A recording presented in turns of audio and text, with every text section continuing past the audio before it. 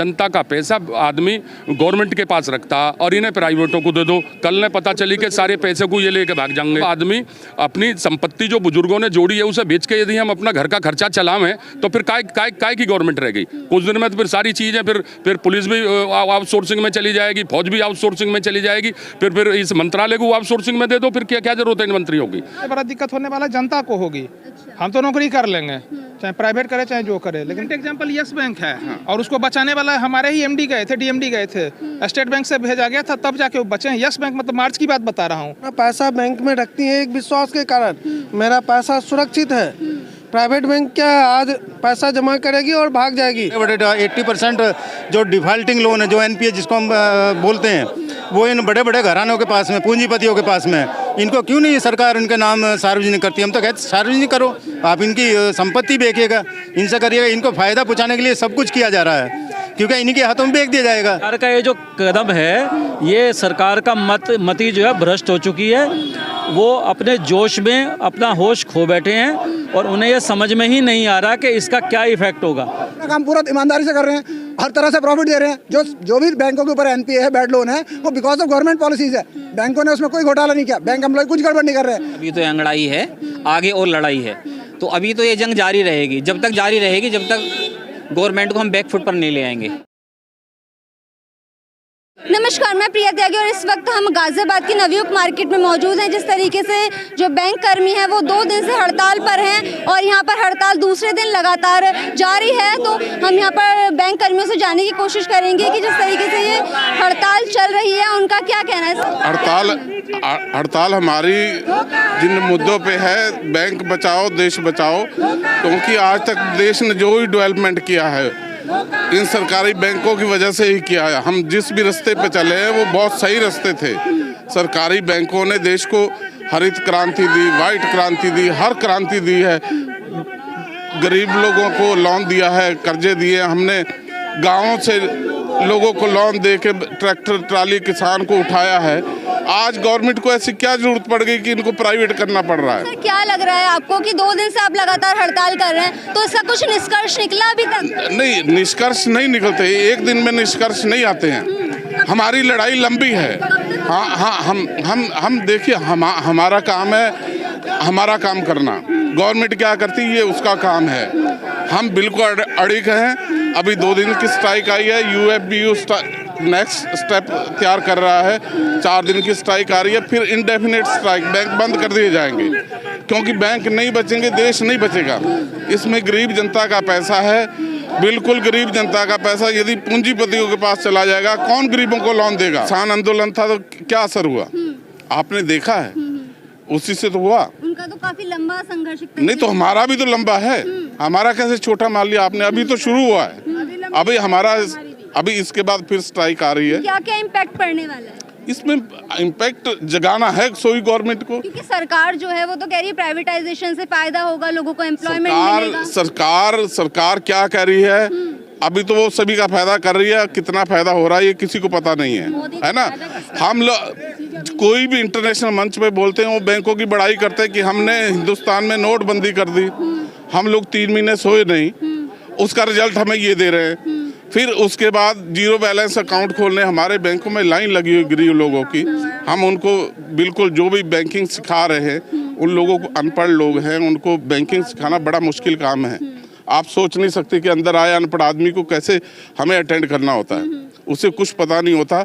पैसे निकालने के लिए भी उसे हमें समझाना पड़ता है कि पैसे ऐसे निकाले जाते हैं। उनका जो पैसा आता है उनको वो भी निकालना नहीं आता। यदि हम इतना बड़ा काम कर रहे हैं तो बैंकों को प्राइवेट करने की जरूरत क्या? हम तो प्रॉफिट में हैं। मतलब आप प्रॉफिट में हैं, लेकिन सरकार उसके बाद भी बैंकों को प्राइवेट करने में लगी हुई है। क्या लगता है जो ये प्रक्रिया चल रही है उद्योगपतियों के इशारे पे, ये देश के लिए, जनता के लिए, जनता का पैसा आदमी गवर्नमेंट के पास रखता और इन्हें प्राइवेटों को दे दो, कल ने पता चली कि सारे पैसे को ये लेके भाग जाएंगे। जितने भी उद्योगपति हैं, पहले जितने भी प्राइवेट बैंक रहे हैं, सबका अनुभव बढ़िया नहीं रहा। एक हमारा अर्बन कोऑपरेटिव बैंक का HD शर्मा, कोई उनके चेयरमैन थे, सारा पैसा खा गए। मानोगे? ऐसे ही होना, जितने भी उद्योगपति हैं अपने बिजनेसों में पैसा लगाएंगे और इन्होंने एक अफवाह उड़ा रखी है 5 लाख मिलेंगे, 5 लाख करोड़ों रुपए लोगों के होंगे, 5-5 लाख दे के ये बंद कर देंगे। पैसा गवर्नमेंट के पास ही सुरक्षित है। और जब आदमी अपनी संपत्ति जो बुजुर्गों ने जोड़ी है उसे बेच के यदि हम अपना घर का खर्चा चलावें तो फिर काय की गवर्नमेंट रह गई? कुछ दिन में तो फिर सारी चीज़ें फिर पुलिस भी आउटसोर्सिंग में चली जाएगी, फौज भी आउटसोर्सिंग में चली जाएगी, फिर इस मंत्रालय को आउटसोर्सिंग में दे दो, फिर क्या जरूरत है मंत्रियों की? आप क्या कहेंगे? प्राइवेट होने पर आप अपनी बातों को नहीं रख पाएंगी। उसमें क्या है कि हम उनके यहाँ 10,000 से अकाउंट खुलता है, हमारे यहाँ 0 बैलेंस, मिनिमम बैलेंस ही नहीं है। सरकारी बैंक, कई सरकारी बैंक में उसको स्कीम को, तो जो सबसे बड़ा दिक्कत होने वाला जनता को होगी। हम तो नौकरी कर लेंगे, चाहे प्राइवेट करे चाहे जो करे, लेकिन जनता पब्लिक को, तो इसलिए ये जनता को जगाने का। जनता को क्या परेशानी? मैडम जनता को होने वाली है ना, वो आपको दिखेगा नहीं। बताइए ताकि जनता नहीं, जनता मैडम आप 10 क्या एक रिक्शा वाला 10,000 रुपया बैलेंस रख सकता है? मिनिमम बैलेंस नहीं रख सकता। सरकारी बैंक में ये है, जो अभी PM स्वनिधि स्कीम पिछले साल आए थे, 10,000 वेंडर स्ट्रीट को दिया गया था। किसी प्राइवेट बैंक में डाटा निकलवा के देख लीजिए कितना उन्होंने बांटा है। हमारी जहां मेरी पोस्टिंग, हमने 1200 लोन किया था 1 महीने में, और अभी अब 10,000 को 20,000 सरकार ने किया है, कहा है करने के लिए। अब 10,000 बढ़ा के दीजिए उस पर टॉप अप, तो वो प्राइवेट बैंक नहीं दे रहा। नोटबंदी में कितनी प्राइवेट बैंकों ने काम किया था, आप देख लीजिए, आपको सारा डाटा, आपको खुद मीडिया में आपको सारा डाटा मिल जाएगा, आप डाटा चेक कर लीजिए ना। आप क्या कहना चाहेंगे सर? मैं क्या कहना चाहूँगा, देश का भला हो, बैंक का कामकाज अच्छा हो, प्राइवेट ना हो और सबका विकास होना चाहिए। जो सरकार ने अपने नियम बैंक के प्रति रखे हैं, लोगों को जो दर ब्याज है वो बहुत कम कर दी गई है, और लोग जमा करने में कतरा रहे हैं। कई सारी परेशानियाँ लोगों के सामने आ रही हैं, और प्राइवेट हो जाएगा तो उसमें और परेशानी पैदा हो जाएंगी। तो किस तरीके की परेशानी होगी? अब जो आप पैसा लेके भाग जाएंगे, उनकी यही परेशानी होगी। ग्लोबल ट्रस्ट बैंक है। अभी बॉम्बे में क्या हुआ? जो बैंक प्राइवेट बंद हुआ तो क्या हुआ? उसमें जनता का पैसा कहाँ गया? कौन खा गया? रिसेंट एग्जांपल यस बैंक है, और उसको बचाने वाला हमारे ही MD गए थे, DMD गए थे, स्टेट बैंक से भेजा गया था, तब जाके वो बचे हैं। यस बैंक, मतलब मार्च की बात बता रहा हूँ। ज्यादा जनता का पैसा सुरक्षित नहीं है। बताइए। 50 साल लगे हैं ये विश्वास बनाने में। 1969 में बैंक का राष्ट्रीयकरण हुआ था, और आज 2021 है, लगभग 50 साल बीत गए, विश्वास बना है। सरकार इस विश्वास को तोड़ना चाहती है। आप अपना पैसा बैंक में रखती हैं एक विश्वास के कारण, मेरा पैसा सुरक्षित है। प्राइवेट बैंक क्या है, आज पैसा जमा करेगी और भाग जाएगी। सरकार बोलेगी कि हमारे पास कुछ भी नहीं था, भाग गया, हम पकड़ के लाएंगे, नहीं लाएंगे। आपके लाखों करोड़ों रुपया जो है सो रहेंगे, सरकार लिमिट लगा देगी।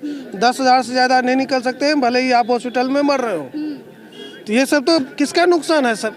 हमारा थोड़ा नुकसान है, हमारी नौकरी बनी रहेगी मैडम, चाहे निजीकरण हो चाहे जो। नुकसान जनता का है, जनता के लिए है। जनता का नुकसान जनता का। हम तो लड़ी ही जनता के लिए रहे हैं। ये जानबूझ के बैंकों को दिखा रहे हैं कि लॉस में अभी आप सितंबर की जो हाफ ईयरली क्लोजिंग की बैलेंस शीट उठा के देख लीजिए। टोटल 12 बैंक, जितने भी सरकारी बैंक हैं अभी सारे प्रॉफिट में हैं, मगर ये जानबूझ के इसको दिखा रहे हैं। जो डिफ़ॉल्टर हैं, बड़े 80% जो डिफ़ॉल्टिंग लोन है, जो NPA जिसको हम बोलते हैं, वो इन बड़े घरानों के पास में, पूंजीपतियों के पास में। इनको क्यों नहीं सरकार इनके नाम सार्वजनिक करती? हम तो कहते सार्वजनिक करो, आप इनकी संपत्ति बेचिएगा, इनसे करिएगा। इनको फ़ायदा पहुँचाने के लिए सब कुछ किया जा रहा है, क्योंकि इन्हीं के हाथों में बेच दिया जाएगा। पब्लिक का जो पैसा इकट्ठा किया गया है उसको कहीं भी यूज करें। ये कल को बोल देंगे हम तो दिवालिया हो गए। अभी हमारी ब्रांचें बहुत सारी जगह ऐसी हैं जहाँ पर लोग बाग पहुँच नहीं सकते। वहाँ पर हमारे मतलब स्टाफ जो छोटे गाँव में, जहाँ पर नदियों में, नाव में तैर के जाना पड़ता है, वहाँ पे हम सर्विस देने, क्या ये प्राइवेट बैंक दे पाएंगे? कल को वो सारी ब्रांचें बंद कर देते हैं। एक तरफ तो सरकार बोल रही है कि सबको बैंकिंग लाइन में लाओ, बैंकिंग धारा में लाओ, एक तरफ इनको बंद कर रही है। ये बैंक सरकार की गलत नीति है, नहीं है? हम तो चाहते हैं कि अगर आपको बैंक खोलने हैं, हम मना नहीं कर रहे, इनके पास में है वो परमिशन, प्राइवेट बैंक अलग खोलिएगा ना। एक और सवाल है, एक बहुत अहम सवाल है कि जिस तरीके से बैंकों को प्राइवेट किया जा रहा है, अगर इन्हें प्राइवेटाइजेशन नहीं करना है तो नए बैंक खोले जाएं, या जो गवर्नमेंट बैंक है उनको क्यों प्राइवेट करें? देखिए, नए बैंक तो अगर लाइसेंस RBI ने देना है और गवर्नमेंट ने खोलने हैं, उसमें कोई आपत्ति नहीं है, वो खोले जा सकते हैं। लेकिन सबसे बड़ी जो बात है कि जो नेशनलाइजेशन बैंकों का करने के बाद आज जो स्थिति बनी है, पब्लिक का जो पैसा जमा है और जो विश्वास है, ऐसा तो आज तक कभी किसी ने नहीं किया होगा कि अपने घर के लॉकर की चाबी, क्योंकि बैंक जो है वो देश की संपत्ति हैं, उसका सब पूंजी लोगों की, देश की उसी में जमा है बैंकों में। तो क्या कभी ऐसा हुआ है कि वो किसी चुनिंदा लोगों के हाथों में दे दी गई हो? ये सरकार का ये जो कदम है, ये सरकार का मति जो है भ्रष्ट हो चुकी है। वो अपने जोश में अपना होश खो बैठे हैं और उन्हें ये समझ में ही नहीं आ रहा कि इसका क्या इफ़ेक्ट होगा। ये देश को गुलामी की तरफ बढ़ाने का वो है, क्योंकि जो चुनिंदा हाथों में अगर बैंकों का ये संचालन चला जाएगा तो उससे जो अभी तक की जो आप पुराना भी अगर पास्ट उठाएंगे, जो पूंजीपतियों के जो हज़ारों करोड़ रुपए के लोन जो हो रखे हैं, जिनको जो NCLB में जा कर के और कुछ 10%, 5%, 20% में माफ़ करके बाकी लेकर के और उनको माफ़ कर देते हैं, ये वो वही काम करना चाह रहे हैं। उनके लिए वो आसान हो जाएगा प्राइवेटाइजेशन करने के बाद। सरकारी बैंकों में आज भी नेशनल जो भी NPA होते हैं उनको रिकवर करने का एक सिस्टम है और उसके तहत काम करते हैं। लेकिन बैंकों ने इतनी प्रोविजनिंग भी कर रखी है अपने NPA की, उसके बावजूद भी जो सरकार है उस चीज़ को समझ ही नहीं पा रही है कि हमें क्या करना चाहिए। ये अपने फाइनेंस, देश के फाइनेंस को संभालने की बजाय उसको और ख़राब करने का काम करेंगे। बिल्कुल बिल्कुल गलत पड़ेगा। इससे जानने की कोशिश करते हैं कि वो क्या कहना चाहेंगे। सर, आप क्या कहेंगे? क्या नाम है? मैं Ashok Marwa, bank of India staff union का जोनल सेक्रेटरी हूँ। मैं इस समय आपको बताना चाहता हूँ कि भारतवर्ष के पैमाने पर करीब 12 लाख बैंक एम्प्लॉयज़ हड़ताल पर हैं। हमारे बैंकों में 9 यूनियन है, सभी 9 यूनियन मिलकर ये हड़ताल कर रही हैं।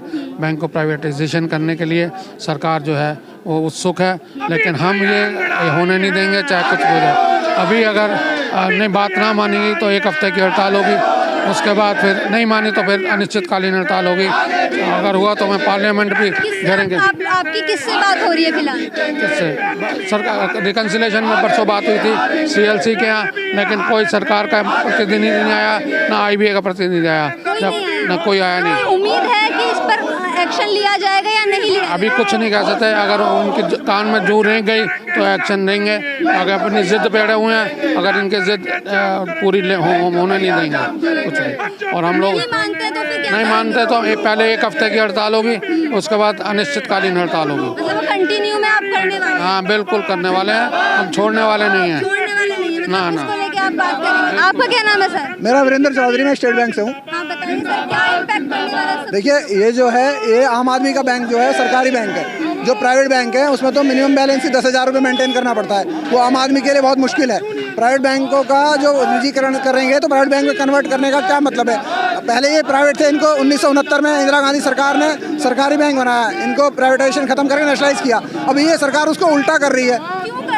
वो उसके पीछे जो सरकार रीज़न दे रही है कि बैंक घाटे में जा रहे हैं, ये अर्थव्यवस्था कमजोर है। लेकिन आप देखो जो NPA है वो किसकी वजह से बढ़ रहा है? वो सरकार के जो बैड लोन्स है वो किसकी वजह से बढ़ रहे हैं? वो तो औद्योगिक घरानों को दिए हुए हैं, करोड़ों अरबों के लोग लेके भाग रहे हैं, उसमें तो बैंक की गलती नहीं है। बैंक आज भी ईमानदारी से प्रॉफिट का काम कर रहे हैं। और अगर आप देखोगे, अभी रिसेंट एग्जाम्पल है, येस बैंक जो था वो प्राइवेट बैंक था, वो डूब गया। उसे किसने बचाया? स्टेट बैंक ने बचाया। हमारे बैंक ने उसको पूरा हेल्प किया और वो दोबारा से खड़ा किया, नहीं तो लोगों का पैसा डूब जाता। अगर इसी तरह प्राइवेट करेंगे तो प्राइवेटाइजेशन में तो कल को बैंक डूबेगा, आम आदमी का पैसा डूब जाएगा। आम आदमी 10,000 रुपये कहाँ से लाएगा? वो 10,000 रुपये उस मिनिमम बैलेंस को कैसे मेंटेन करेगा? दूसरी बात यह है कि अगर आपको यही देखना है कि एम्प्लॉय की एफिशिएंसी, वर्क एफिशिएंसी, तो आप किसी भी बैंक में जाओगे उसकी वर्क एफिशिएंसी स्टेट गवर्नमेंट के किसी भी कार्यालय से ज़्यादा है। ना कोई रिश्वत लेता है, ना कोई काम में कमी है। हमारे बैंकों में पूरी मेहनत से और 5 बजे के बाद तक भी काम करते हैं। किसी एम्प्लॉय को शिकायत होती है, उसकी क्लास बैंक मैनेजर हो या कोई भी अधिकारी है, आगे फटाक से करेगा, जितना हेल्प हो सकती है उतना करते हैं। लेकिन सरकारी डिपार्टमेंटों में बिना पैसे लिए कोई काम नहीं होता। उनके निजीकरण की बात तो नहीं कर रही सरकार।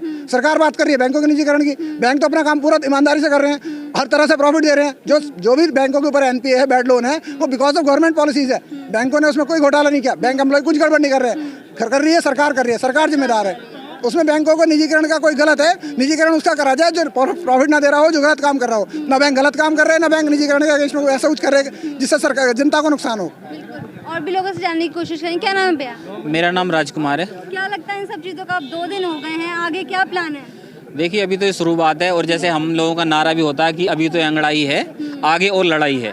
तो अभी तो ये जंग जारी रहेगी, जब तक जारी रहेगी, जब तक गवर्नमेंट को हम बैक फुट पर नहीं ले आएंगे। मुश्किल से साल भर भी शायद नहीं हुआ होगा। आपको सबको याद होगा, PMC बैंक के बारे में सुना होगा, ठीक है ना? PMC बैंक डूबा था, जो बॉम्बे का, महाराष्ट्र का बैंक है, ठीक है ना?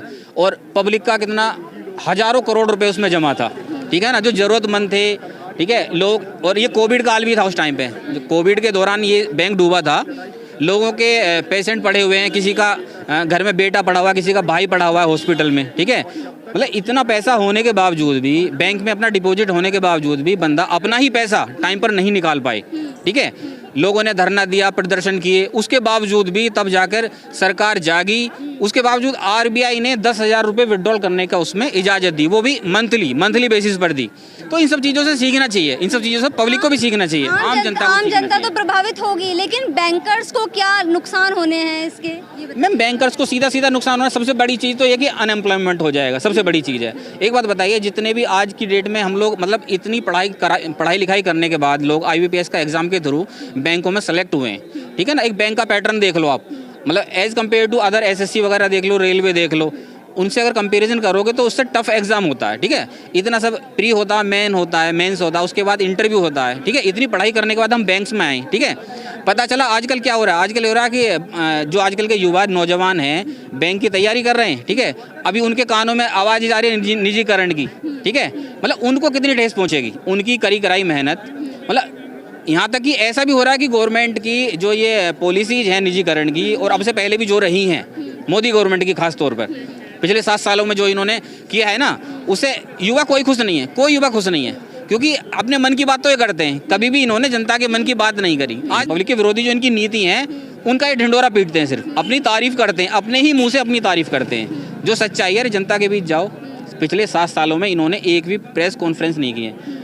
ये हमारे इंडिया के पहले प्रधानमंत्री जी हैं, सत्ता में आए हुए 7 साल हो गए, लेकिन आज तक एक भी प्रेस कॉन्फ्रेंस नहीं करी। क्यों नहीं करी? क्योंकि पता सामने वाला जो मीडिया है ना सवाल करेगा, ठीक है। सवाल ऐसे होंगे जिनके इनके पास जवाब नहीं है, इसीलिए इन्होंने बेहतर समझा कि प्रेस कॉन्फ्रेंस करने की ज़रूरत ही नहीं है। पब्लिक को उल जलूल चीज़ों में उलझा के रखो।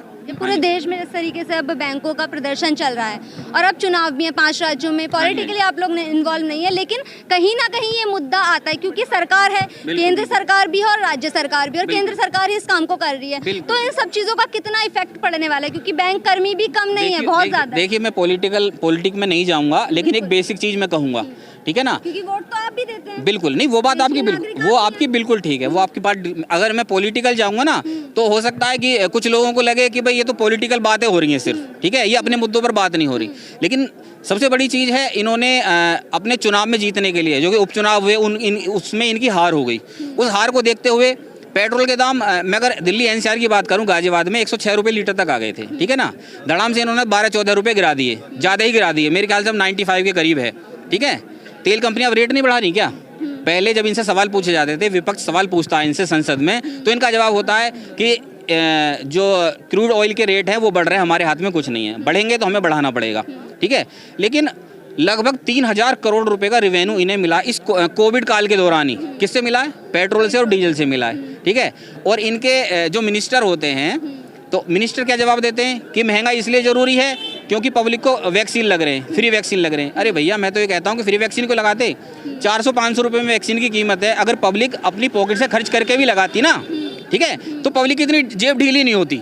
मतलब इन्होंने क्या है, महंगाई भी बढ़ा दी, ठीक है, और अपना ढिंडोरा पीट दिया कि धन्यवाद मोदी जी कि भाई फ्री वैक्सीन लगवा रहे हैं मोदी जी। क्या ये हिंदुस्तान में हो रहा है? ये बीमारी नहीं आई है क्या? जनता से लिया जा रहा है मैम, जनता के पैसे से ही आज की डेट में, अभी वर्तमान की बात करूं तो बनारस के अंदर एक भव्य आयोजन हो रहा है, ठीक है। जैसे फिल्म की शूटिंग होती है ना, ऐसे होती है।